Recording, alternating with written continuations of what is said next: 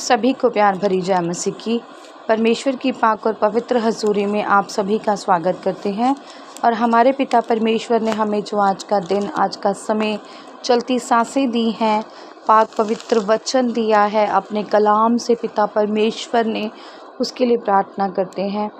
Hallelujah, hallelujah, hallelujah, hallelujah, hallelujah, hallelujah.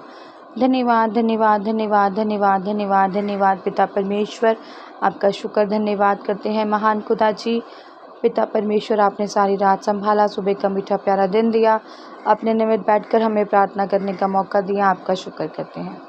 खुदावन जी, हमारे घर परिवारों में हमें बना कर रखा, हमें किसी भी भली वस्तु की कमी नहीं होने दी, भरपूर करके हमें रचाया, हमारे आने जाने में, रास्तों में सहायता मदद की। पिता परमेश्वर जी, हमें मुश्किलों परेशानियों से बचा के रखा, अपने कलाम को पढ़ने का पिता परमेश्वर जी समझने की हमें बुद्धि दी, आपका शुक्र करते हैं।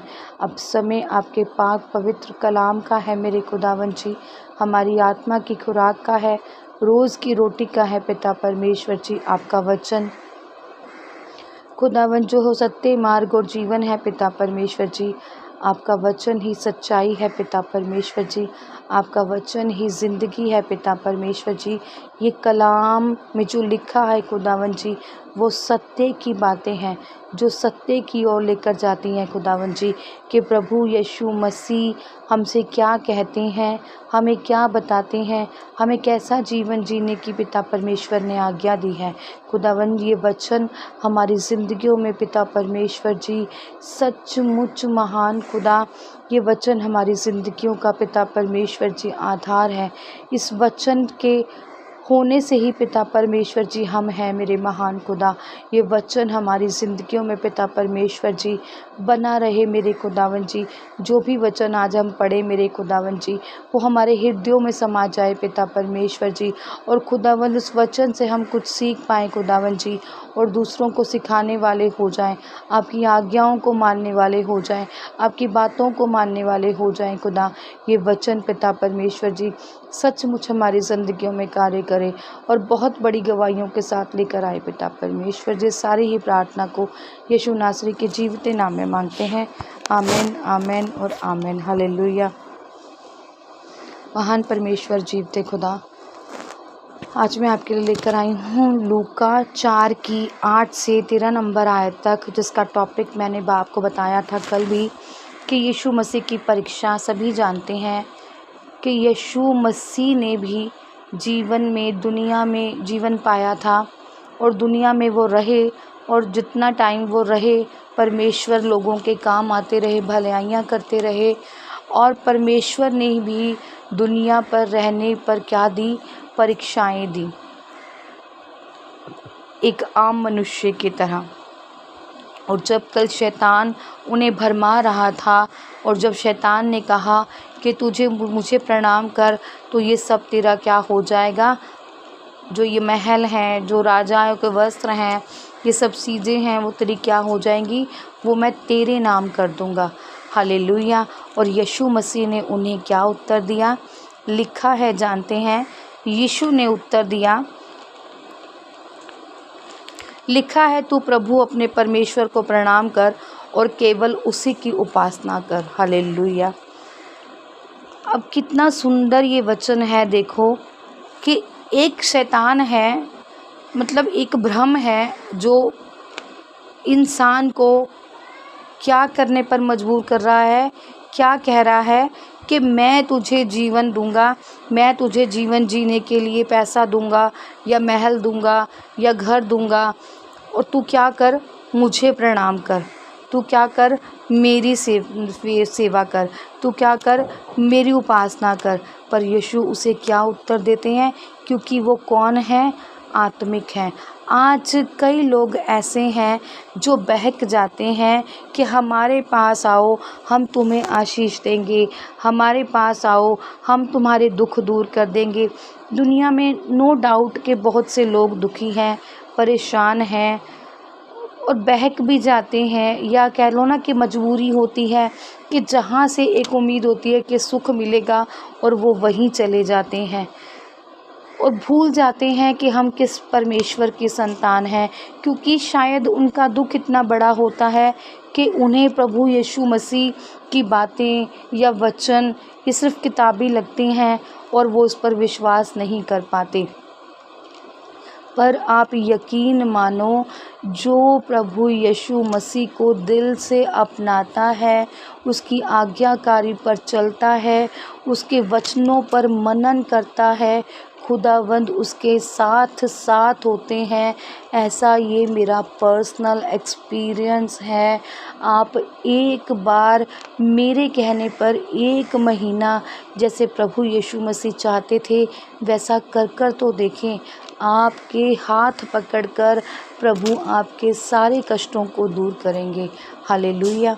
और यहाँ पर भी इसी चीज़ का सबूत दिया गया है। उसने कहा कि लिखा है, पाक पवित्र शास्त्र में लिखा है कि तू अपने परमेश्वर को प्रणाम कर और केवल उसी की उपासना कर। अपना परमेश्वर कौन? जिसे आपने चुन लिया है, जिसके पास आप आ गए हैं, जिसकी हजूरी में आप बैठने लगे हैं, जिसकी प्रार्थनाएं आप अब करने लगे हैं। आपका पूरा मन, आपका पूरा हृदय सिर्फ उसी को प्रणाम करे और उसी की प्रार्थना करे और उसी के वचनों पर चले और सही रीति से उसकी आज्ञाओं को माने, तो परमेश्वर आपके साथ होंगे। आप लिख लेना कहीं पर भी और मुझे आकर पकड़ लेना अगर ये बात गलत हो तो। आप 1 महीना, 1.5 महीना, 40 दिन परमेश्वर के रोज़े रखो, जितने भी दिन आपसे रखे जाते हैं, जितना भी टाइम आपसे रखे जाते हैं, और उनकी आज्ञाओं को मानो और भले काम करो। देखना परमेश्वर का पाक रूह आपको टच करेगा और एहसास कराएगा कि प्रभु आपके साथ है। हालेलुया। लिखा है, तब उसने उसे यरूशलेम में ले जाकर मंदिर के कंगूरे पर खड़ा किया और उससे कहा, यदि तू परमेश्वर का पुत्र है तो अपने आप को यहाँ से नीचे गिरा दे, क्योंकि लिखा है, वह तेरे विषय में अपने स्वर्गदूतों को आज्ञा देगा कि वह तेरी रक्षा करें और वह तुझे हाथों हाथ उठा लेंगे, ऐसा ना हो कि तेरे पाँव में पत्थर से ठेस लगे। यीशु ने उसको उत्तर दिया, यह भी कहा गया है, तू प्रभु अपने परमेश्वर की परीक्षा ना करना।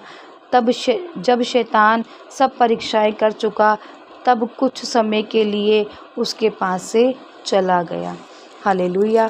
अब जब ये वाली परीक्षा हो गई, परमेश्वर ने उसे उत्तर दे दिया, तो उसने जब और एक परीक्षा लेने की सोची तो उसने क्या कहा, वो कहाँ ले गया? प्रभु यीशु मसीह को बहकाने के लिए मंदिर के टीले पर ले गया, मतलब ऊंची दीवार पर ले गया, या कहें एक मंदिर था, मंदिर का जो ऊंचा, जो सबसे ऊपर का जो माला था, माले पर ले गया और कहा कि अपने आप को यहाँ से क्या कर, गिरा दे। उसके मन में डाला, मतलब जैसे कहते हैं ना कि भरमाने के लिए, जब कहते हैं कि भी फांसी लगा लो, आत्महत्या कर लो, ऐसे शैतान हमें कहता है।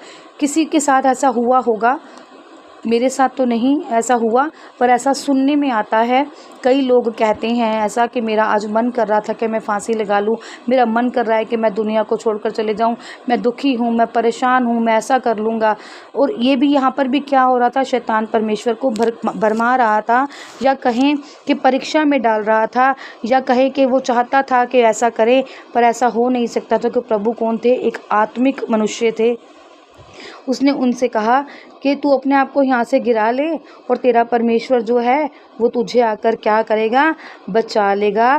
क्योंकि जबूर 91 में लिखा है कि वो अपने दूतों को आज्ञा देगा, वो तुझे कुछ भी होने नहीं देगा, तेरे पाँव में पत्थर से ठेस भी नहीं लगेगी। यीशु मसीह तुझे आकर बचा लेंगे, क्योंकि ये 90 ज़बूर में परमेश्वर का वचन है कि हमारा जो परमेश्वर है वो ना तो हमें गिरने देता है और ना ही हमारे उसके जो स्वर्गदूत हैं वो रस्तों में, मार्गों में हमारी क्या करते हैं, सहायता करते हैं, वो हमारी रक्षा करते हैं। और वो अगर हम कहीं गिरने पड़ने वाले भी हो या कोई दुर्घटना होने वाली भी हो, तो स्वर्गदूत क्या रहते हैं, हमारे साथ रहते हैं। और वो अपने स्वर्गदूतों को क्या देता है कि आज्ञा देता है, देख के तू क्या कर, इनकी रक्षा कर और इनको क्या करे, किसी भी चीज़ से ठेस ना लगे, इनके पाँव में हाथों हाथ, इसे अगर वो गिरने लगे तो परमेश्वर के दूत क्या करेंगे, उन्हें हाथों हाथ उठा लेंगे ताकि उनके पाँवों को ठेस ना लगे, पत्थर से भी ठेस ना लगे। इसका परमेश्वर ने जवाब क्या दिया? लिखा है, यीशु ने उसको कह रहा, तेरा परमेश्वर जो है वो तुझे बचा लेगा, क्योंकि ऐसा लिखा है, तू कूद जा। और तू कूदेगा। और हो सकता था कि उसके कहने पर शैतान भरमाते यीशु मसीह कूद जाते तो शायद उनको चोट लग जाती या हड्डी टूट जाती या कुछ भी ऐसा, जैसे एक नॉर्मल मनुष्य के बारे में अगर यहाँ पर बात करें कि कुछ भी हो जाता। अगर टीले से कोई कूदेगा, तीसरे माले से, चौथे माले से जब कोई कूदेगा तो हो सकता है उसके प्राण भी चले जाएं या उसके शरीर की हड्डियां टूट जाएं या कुछ भी अधरंग हो जाए या अपाहिज हो जाए या मर भी जा सकता है। तो ऐसा शैतान वो क्या कर रहा था? भरमा रहा था। पर कह रहे तुझे होगा कुछ भी नहीं, क्योंकि तेरा परमेश्वर क्या है? तेरे साथ है। और अगर यीशु मसीह ऐसा कर भी देते तो खुदा उन्हें बचा लेते, क्योंकि जो पवित्र है, जो परमेश्वर की आज्ञाओं को मानता है और खुदावंद, तो पापी हो चाहे कोई भी हो, हर किसी को परमेश्वर बचा के और संभाल के रखते हैं। और दूत जो हैं वो सहायता और मदद करते हैं। और हमारे पवित्र आत्मा है जो हमारे साथ साथ रहता है, वो क्या करता है? बचा लेता है। तो शैतान अगर कुछ भी कहता तो हो सकता था कि परमेश्वर बचा लेते, पर प्रभु यीशु मसीह ने इसका जो जवाब था वो कैसे दिया? हो सकता है कि नहीं भी बचाते, मतलब अब ऐसा काम करना ही क्यों कि हम परमेश्वर को परखने पर आ जाएं, या और ऐसा परमेश्वर ने तो कितनी गलत बात है कि खुदावंद ने कहा है जिसे मैंने जीवन दिया है, क्योंकि जीवन भी मैं ही हूँ और मृत्यु भी मैं ही हूँ, और ये मेरा अधिकार है। जिसको मैंने सांसें दी हैं उसको दी हैं, और जिसकी लेनी है उसकी मैंने लेनी है। कई बार आपने देखा है कि कैंसर तक के मरीज़ जो हैं वो रिलीफ पा जाते हैं, ठीक हो जाते हैं, क्योंकि उन पर दुख आता है, वो कुछ समय के लिए आता है, पर परमेश्वर की मर्जी है उनको बचाना है तो वो क्या होता है? चला भी जाता है। कई बार जो अधरंग के मरीज़ हैं वो चारपाइयों से खड़े होकर चलने फिरने भी लगते हैं, अंधे दुनिया भी देखने लगते हैं, और ये सचमुच जिनकी आंखें कमज़ोर होती हैं उनके चश्मे उतरते हुए भी हैं, क्योंकि यहाँ परमेश्वर की मर्जी है। तो जब परमेश्वर की मर्जी है कि परमेश्वर ने सांसें देनी है और परमेश्वर ने ही सांसें लेनी है, फिर हम कौन होते हैं कि हम प्रभु को परखने लगे कि हाँ ये परख तो नहीं है कि अपनी जान देने चले जाओ और मेरा परमेश्वर मुझे आकर बचा लेगा। परख क्या होती है कि हम बीमारी में हैं कि परमेश्वर तू मेरा परमेश्वर है, मैं तेरा दास हूँ खुदावन, मैंने तेरे काम करने हैं तो मुझे मेरी बीमारी से आज़ाद कर। जैसे कि कई बहनों के फ़ोन आते थे कि सिस्टर जी हम रोज़ा नहीं रख पाते हैं, तो आज उनके फ़ोन ये भी आते हैं कि हम रखने लग गए हैं। इट मीन्स परमेश्वर से प्रार्थना की और परमेश्वर ने सुनी और वो रोज़ा रखने लगे। ये तो परख हो गई कि खुदावन मैंने तेरा रोज़ा रखना है, पिता परमेश्वर जी मैं तेरे में आगे बढ़ना चाहती हूँ, मैं तेरी दासी बनना चाहती हूँ, मुझे रोज़ा रखने का बल दे, शक्ति दे, ताकत दे। और पिता परमेश्वर ने सुना और दी भी ताकत। हालेलुया। तो खुदावंद यहाँ पर उसे क्या उत्तर दे रहे हैं?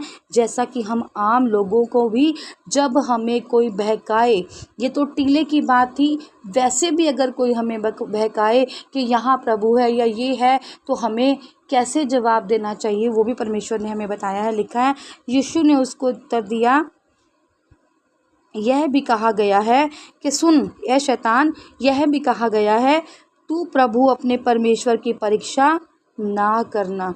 हम कौन होते हैं अपने प्रभु यीशु मसीह की परीक्षा करने वाले? हम तो यूहन्ना बपतिस्मा देने वाले ने क्या कहा था कि एक मसीहा आने वाला है, मैं तो उसके जूते का बंद खोलने के लायक भी नहीं हूँ। तो हम कौन होते हैं?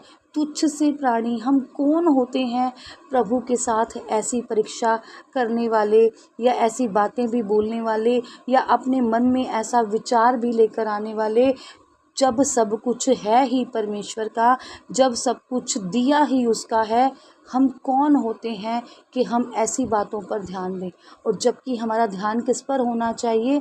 प्रार्थनाओं पर, अपने जीवन पर। देखो कि हम कैसे कपड़े पहनते हैं, क्या वो कपड़े किसी को हमारी ओर ऐसा आकर्षित तो नहीं कर रहे हैं कि हम गलत चीज़ों का पात्र बन रहे हैं? उस पर ध्यान दो कि हम किसी को दुख तो नहीं पहुंचा रहे हैं, किसी को तकलीफ़ तो नहीं दे रहे हैं, कोई हमारी वजह से हर्ट तो नहीं हो रहा है, हम किसी को मारने का या किसी को दुखी करने का कारण तो नहीं बन रहा है। इतना टाइम ही किसके पास है कि खुदाबंद की परीक्षा करे। और अब होते कौन है खुदाबंद की परीक्षा करने वाले? हालेलुया।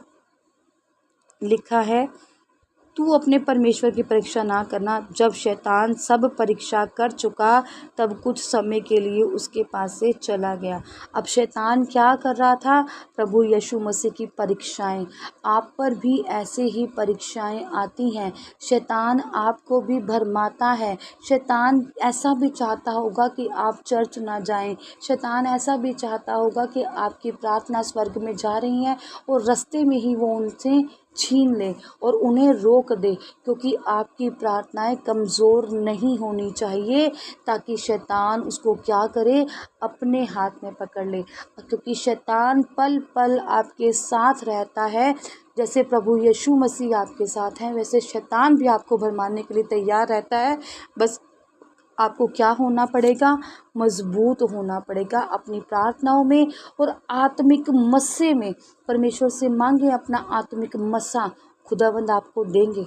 सांसारिक चीज़ों के नहीं, आत्मिक चीज़ों को खुदा से मांगे तो आप सांसारिक चीज़ों को खुद ब खुद पा लेंगे। हालेलुया। और लिखा है, परीक्षा यहीं ख़त्म नहीं हुई होगी, क्योंकि लिखा है कि तब कुछ समय के लिए जो था वो उसके पास से क्या चला गया? दूर चला गया। परमानेंट नहीं लिखा है यहाँ पर। उसके बाद भी परमेश्वर की बहुत परीक्षा हुई, परमेश्वर पर आरोप लगाए गए, गलत बोला गया, फंसाया गया, धोखा दिया गया। तो तब भी परीक्षाएं, जब तक परमेश्वर थे उनकी ज़िंदगी की परीक्षाएं ख़त्म नहीं हुई थी। पर वो समय था। आज परमेश्वर सब कुछ करने की ताकत और सामर्थ रखते हैं, क्योंकि पुराना सब कुछ बीत गया है और खुदाबंद ने सब नया कर दिया है। आज आप अगर घुटने टेकते हो, प्रभु परमेश्वर आपको माफ़ करते हैं, आपकी चिंताओं को दूर करते हैं। हालेलुया। परमेश्वर इस वचन के आधार पर आपको ब्लेस करे, आशीषित करे। पिता परमेश्वर से प्रार्थना करते हैं। हालेलुया। सर्वशक्तिमान साना के यहोवा खुदावंद जी, आपका शुक्र है। आप सर्वशक्तिमान महान परमेश्वर हैं। आप दयालु हैं खुदावंद। आपके जैसा कोई भी दयालु परमेश्वर है ही नहीं मेरे खुदा।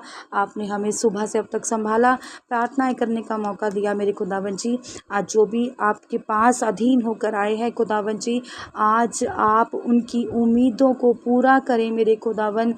पिता परमेश्वर, मेरे यहोवा पिता, आज जितने भी लाचार हैं, जो बीमार हैं पिता परमेश्वर जी, चिंताओं में हैं, आज आप उनकी चिंता को दूर करें पिता परमेश्वर जी। किसी के डॉक्यूमेंट्स हैं जो फंसे होंगे, किसी के आधार कार्ड के काम है, जन्म पत्र के काम है पिता परमेश्वर जी, बर्थ सर्टिफिकेट का काम है, पासपोर्ट के काम अड़े हुए हैं मेरे यहोवा पिता, वीज़े और पेपर अड़े हुए हैं खुदावन जी।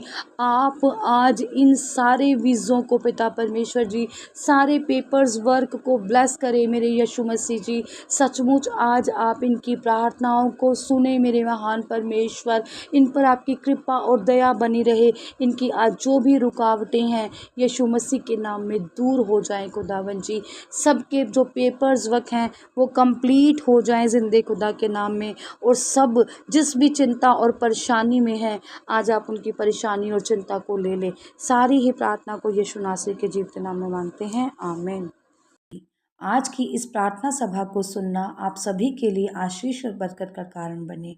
अगर आप भी सिस्टर मनप्रीत के साथ अपने परिवार की समस्याओं से संबंधित किसी भी प्रकार की बात करना या प्रार्थना करवाना चाहते हो, तो इस नंबर 6280896731 पर कॉल करके या व्हाट्सएप पर मैसेज करके अपनी प्रेयर रिक्वेस्ट को लिखवा सकते हैं। प्रेयर लाइन पर कॉल करने का समय सुबह 8 बजे से शाम 8 बजे तक का है। कृपया करके सुबह 8 बजे से पहले और शाम 8 बजे के बाद कॉल ना करें। धन्यवाद। सभी को प्यार भरी जय मसीह की।